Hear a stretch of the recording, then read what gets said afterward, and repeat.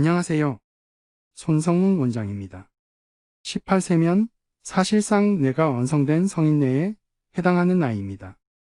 그래서 성인 틱장애에 준하게 되는데, 성인 틱장애는 대부분 이러한 증상이 어렸을 때 생겨나서 없어지지고 않고 성인기까지 후유증으로 지속되거나 혹은 없어졌다가도 성인 때 스트레스를 심하게 받아서 다시 생기게 됩니다. 간혹 성인기에도 새로운 틱 증상이 처음 나타나기도 하는데, 이를 달리 분류되지 않는 틱장애라고 합니다. 성인기의 틱 증상은 틱 증상 자체로도 문제가 되지만, 이로 인해 대인관계, 학업, 작업 능률 등에 좋지 않은 영향을 미치기 때문에 2차적인 문제가 야기되기도 합니다.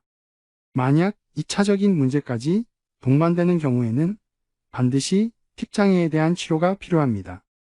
틱장애의 원인은 지능이나 성격과는 상관없이 운동신경계를 조절하는 대뇌 신경계의 이상으로 인해 발생합니다. 따라서 자신의 의지와는 상관없이 대뇌의 기저핵과 전두엽이 흥분하게 되면 증상이 나타나게 됩니다.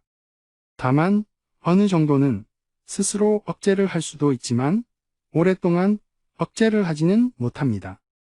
특히 집중하거나 밖에서 다른 사람을 만나거나 할 때는 증상이 줄어들었다가도 집에서 긴장이 풀리게 되면 그동안 참았던 증상이 나타나기 때문에 증상이 더욱 심해집니다.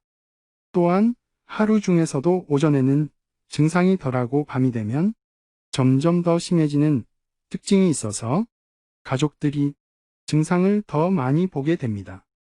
이러한 틱장애는 대부분 스트레스를 많이 받거나 긴장 시 심해지는 경향이 있습니다. 따라서 성인의 경우에는 두 가지 경우에 각각 치료 목표가 달라집니다.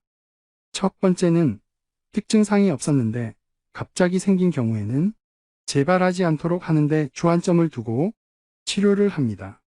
두 번째는 어렸을 때부터 계속 증상이 있었던 경우로 완치보다는 심한 증상을 개선하는데 1차적으로 50에서 70% 이상 개선하는 데 주안점을 두고 치료를 합니다.